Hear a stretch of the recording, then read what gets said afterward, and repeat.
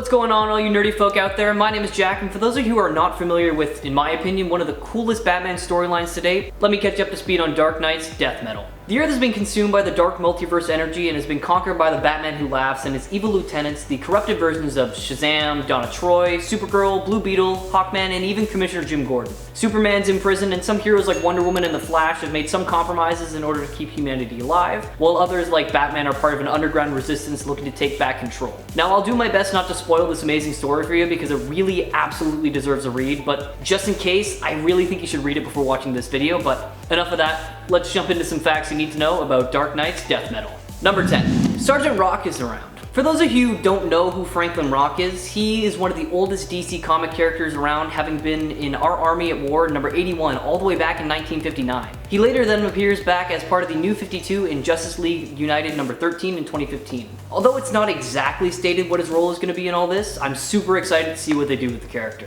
Number 9. Wonder Woman's got a new weapon. It seems as though Wonder Woman has traded in her classic lasso and decided to modernize her weapon arsenal with something that fits the post-apocalyptic aesthetic. A chainsaw. Dubbed by many as the Chainsaw of Truth, this new weapon is forged by Wonder Woman herself from parts of her invisible jet. Although we haven't fully seen it in action yet, you know it can do some damage.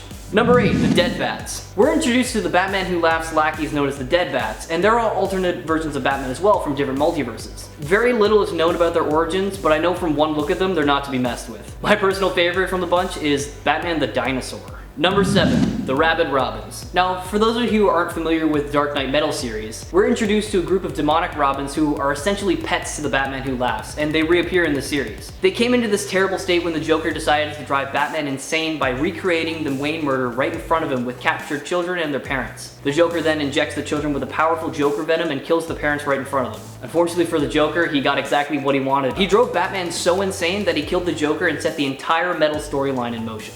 Number 6. Justice League and Year of the Villain connection.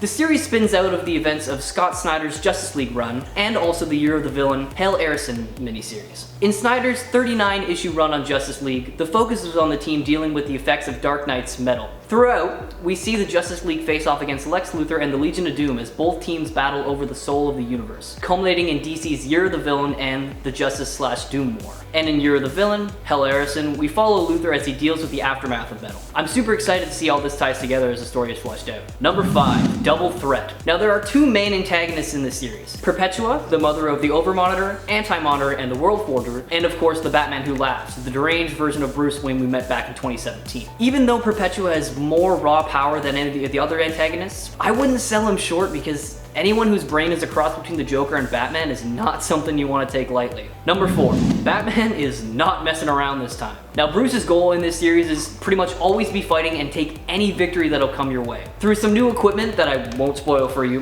Batman launches an attack on the Batman Who Laughs. However, to his surprise, he's not assisted by Diana, who feels there's another way to end all of this. Number 3. Cosmic Wally West. That's just what I like to call him, that's not his actual name. I just say that when I'm referring to Wally West after the events of Flash Forward. With his newfound powers, West has been keeping Perpetua at bay while learning some of the universe's most well-kept secrets. One of which being why the heroes have been kept alive for so long. Number 2. Lobo's coming to have some fun. Although it's not stated what part Lobo will be playing in all of this, his line, "I found it alright, and now it's time for the main man to liven up this joint," after he digs up a round object, implies that Lobo is coming to play. And number 1. Is a new timeline on its way? Now, Scott Snyder has stated time and time again that this series is a love letter to DC's superhero mythology, and even suggested that all this could tie together a ton of prior series. This has sparked some rumors that a new timeline could be on its way, and honestly, with how messed up everything is in the DC's dark multiverse, I wouldn't be surprised if we got a reboot sometime soon.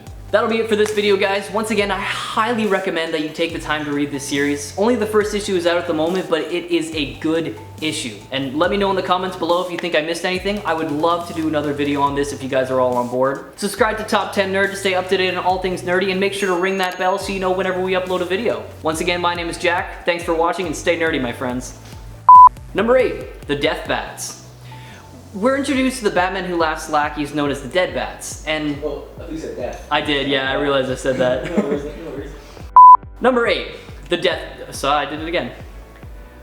And he drove the Batman so insane that he killed the Joker and set the entire Metal Line story...